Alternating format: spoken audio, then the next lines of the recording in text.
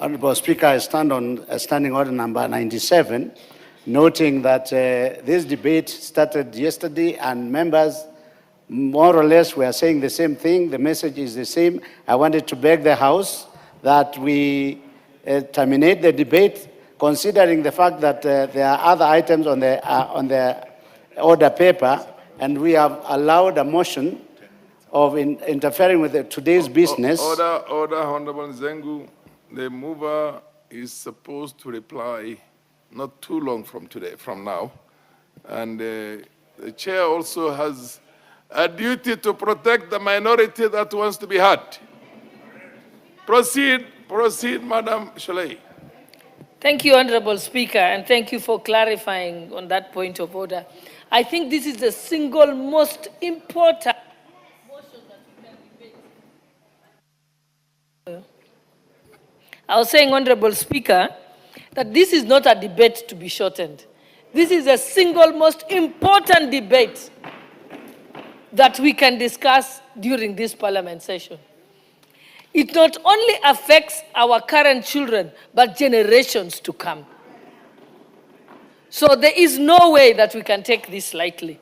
Even if we have to debate it until tomorrow, we should. I think we should do that. Or a point of information. Yes, what's your point of order?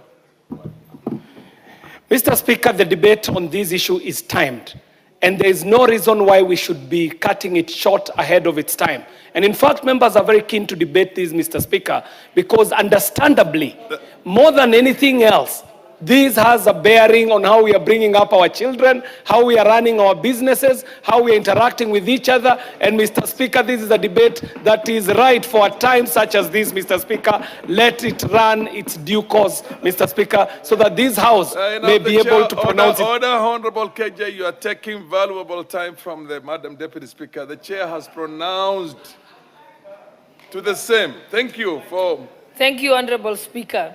I think what Honorable KJ is still important. I think it cannot be emphasized enough. And we must tell ourselves, it may look like something we're taking lightly. But when you look at the way AI is operating, or any of those apps, including TikTok, they have the potential to actually endanger national security. They endanger data privacy. And we must regulate it. And like we said, we are not banning it. We must regulate it so that we can protect our children, we can protect the vulnerable users, and we can only do this if we take charge of it. We cannot have a situation where our entire population can be controlled by an algorithm or somebody using trolls and bots and all those to be able to control the psyche, the thinking, and even create biases in our population. That would be akin to allowing the extinction of future generations. And when we say we want to regulate it, there must be strict oversight. We must talk about data localization. We must also be able to block access to certain sensitive information. And also, there is even potential misuse by which includes espionage on a country. It can also track the location of your population, including those who have sensitive information. For example, our army, our police, our intelligence service, even the movements of our military. It also has the potential, if it's uncontrolled, for it to spread propaganda in the country. It can also be used to suppress dissent. So those who are human rights activists and civil rights activists know that it's also important to protect democracy. It can sway public opinion. It can allow a foreign country or a foreign agency to mislead and control the minds of your population. It is more dangerous than a full-fledged war against a state.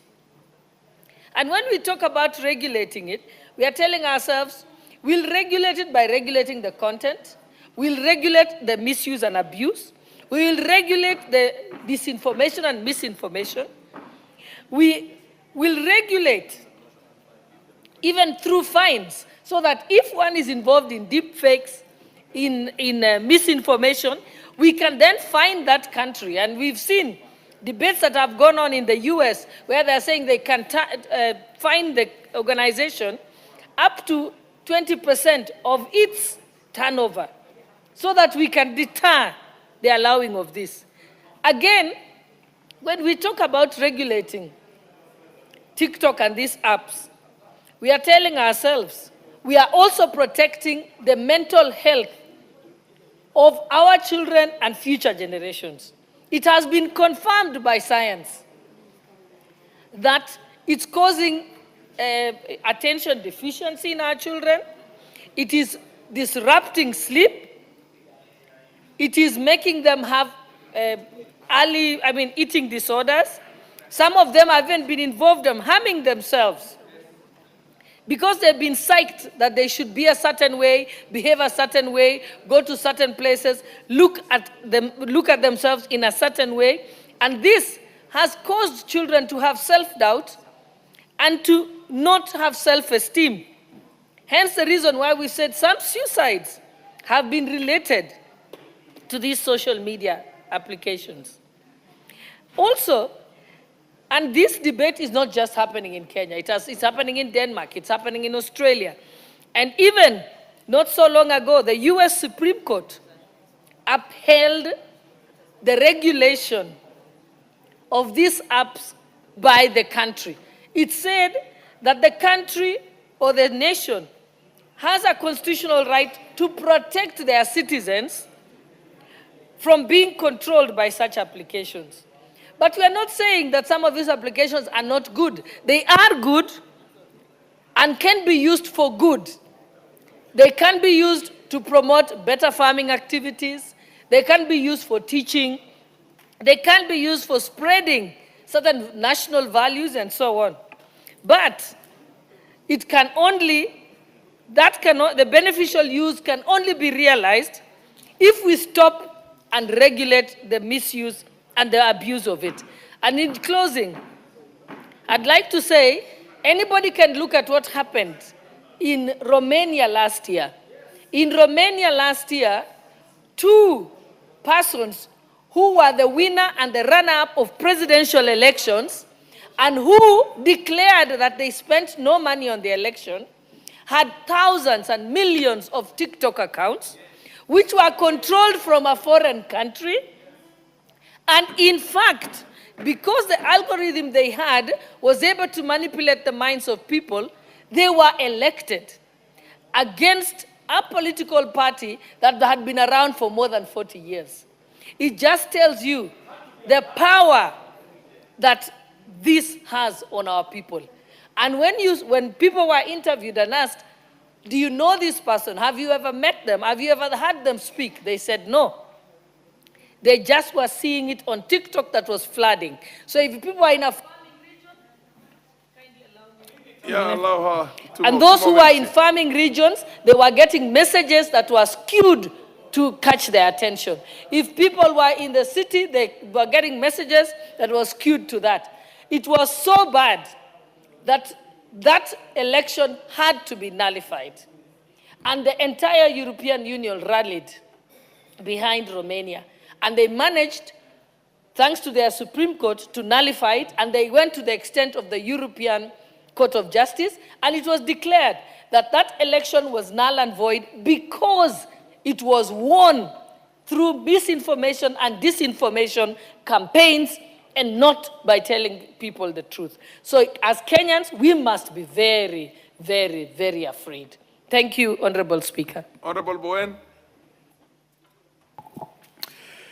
Mr. Speaker, thank you for giving me the opportunity, Honorable Speaker, to join my colleagues and to support the motion that, Mr. Speaker, the social media platforms in the country, Mr. Speaker, has become the source of misinformation and disinformation. And therefore, Mr. Speaker, there is need to regulate, Mr. Speaker.